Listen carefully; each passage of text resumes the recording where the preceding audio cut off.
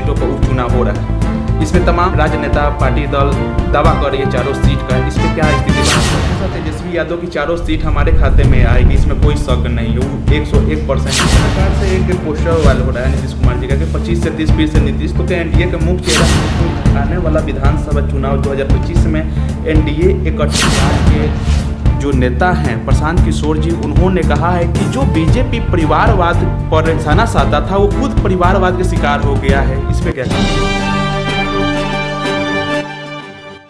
नमस्कार, मैं अनिल कुमार। हमारी उपस्थिति इस समय बीजेपी कार्यालय में है। दोस्तों बता दें कि कल उपचुनाव है बिहार में और इस उपचुनाव को लेकर तमाम पार्टी दल एक दूसरे को निशाना साध रही है। दोस्तों तमाम आरोप जो बीजेपी पर आरोप लगाए हैं प्रशांत किशोर जी और पार्टी दल, ये तमाम आरोपों पर बात करेंगे। हम इस वक्त हैं बीजेपी कार्यालय में और हमारे साथ जुड़े हुए हैं बीजेपी प्रवक्ता सर जी। सर से बात करेंगे। सर, सबसे पहले आपका स्वागत है। नमस्कार सर, जिस प्रकार से प्रशांत किशोर बीजेपी पर आरोप लगाए हैं, जैसे कि आप लोगों ने एनडीए की एक सीट जीतन राम मांझी जी के पतोह को दिए हैं, जिस प्रकार से जन सुराज के जो नेता हैं प्रशांत किशोर जी, उन्होंने कहा है कि जो बीजेपी परिवारवाद पर निशाना साधा था वो खुद परिवारवाद के शिकार हो गया है। इस पे क्या कहिएगा सर? देखिए, राजनीति में प्रशांत किशोर जी अभी किशोर हैं जी। वो एक्चुअली प्रोफेशनल डाटा हैकर रहे हैं जी। वो इवेंट मैनेजमेंट का काम करते थे जी। ग्राम पंचायत का भी चुनाव लड़ने का अनुभव उनके पास नहीं है जी। और दीपा मांझी के बारे में थोड़ा बढ़िया से समझ ले, पता कर ले। सिर्फ है दूसरे का डाटा चुराने वाले लोग क्या जानकारी रखते हैं। जी। वो जिला परिषद के अध्यक्ष रह चुकी हैं, पहले से चुनावी राजनीति में भाग लेते रही है। अब जो पहले से चुनाव में है, पहले से राजनीति में है, जिला परिषद का अध्यक्ष है, तो किसी का बहू हो, किसी की बेटी हो, इसलिए वो नहीं चुनाव लड़े, तो ये तो बहुत बड़ा दुर्भाग्य है इस देश का।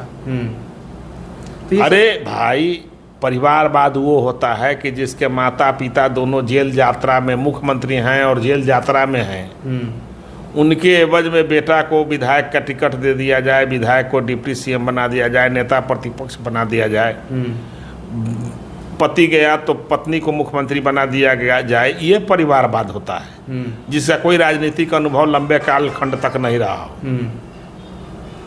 जो क्रिकेट के खेल में गया तो न क्रिकेट खेल सका, न राजनीति में आया तो कोई आंदोलन कर सका। सिर्फ जो है पिकनिक मनाने का काम किया, सावन में मुर्गा भात खाने का काम किया और बात बना करके शिक्षा लेने गया तो 9वां भी पास नहीं कर सका और राजनीति में बड़े पिलवान बने हुए हैं। सर, कहीं ना कहीं आप लोग आरजेडी को घेरते हैं परिवारवाद को लेकर, तो जिस प्रकार से आपने ये सीट दिया है सर जीतन राम मांझी जी के पतोह को, तो ये परिवारवाद के नज़र से आप लोग नहीं देखते हैं? भाई, मैंने कहा न आपको कि अगर मैं भारतीय जनता पार्टी में प्रवक्ता हूँ, मेरा बेटा भारतीय जनता पार्टी के युवा मोर्चा से सदस्य रहा जी, मेरा बेटा युवा मोर्चा से भारतीय जनता पार्टी के सदस्य रहा हो जी, 15 साल से इस पार्टी में है जी, तो वो परिवारवाद के श्रेणी में नहीं आता है जी। उसका कार्य क्षेत्र भारतीय जनता पार्टी है। और राजनीति में आएगा तो कोई ना कोई दल में काम करेगा ही जी। लेकिन जो व्यक्ति जैसे मेरे बाद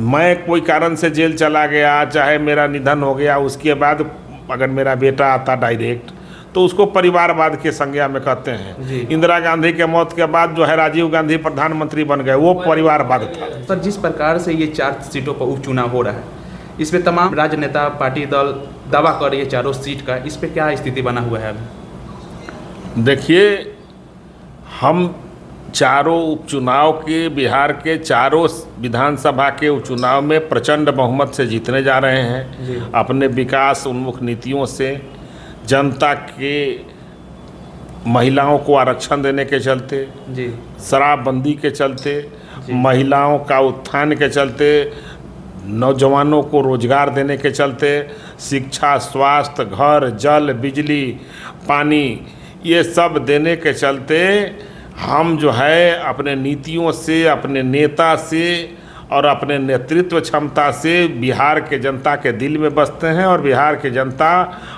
एनडीए गठबंधन के दिलों में बसती है, जिसके चलते हम प्रचंड बहुमत से जीतने जा रहे हैं। सर किसी तरह बिहार में जो उपचुनाव हो रहा है, मीडिया के नेतृत्व से बोला जा रहा है कि त्रिकोणीय ये चुनाव हो जा रहा है, आप क्या कहिएगा इस पर? देखिए, अब कोई नीतीय चुनाव हो उससे हमको कोई मतलब नहीं है। हमको मतलब है कि एनडीए प्रचंड बहुमत से चारों उपचुनाव जीतने जा रही है। जितना जो अपना दावा करते रहे, त्रिकोणीय हो, चतुर्थकोणीय हो, पंचकोणीय हो,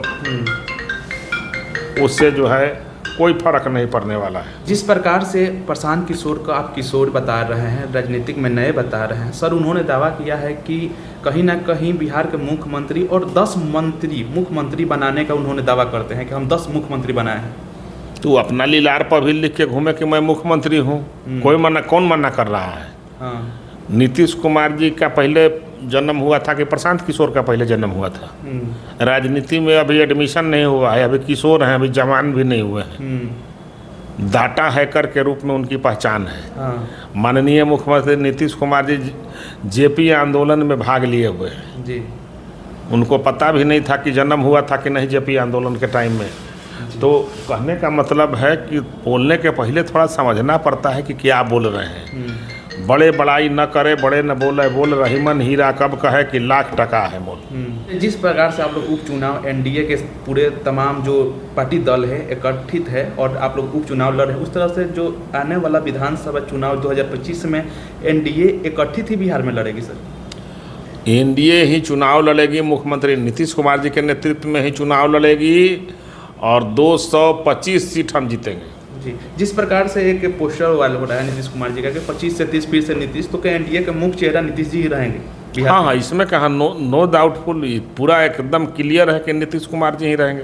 चलिए, तमाम दावा कर रहे हैं सर तेजस्वी यादव की चारों सीट हमारे खाते में आएगी, इसमें कोई शक नहीं है, वो 101% की गारंटी दे रहे हैं सर।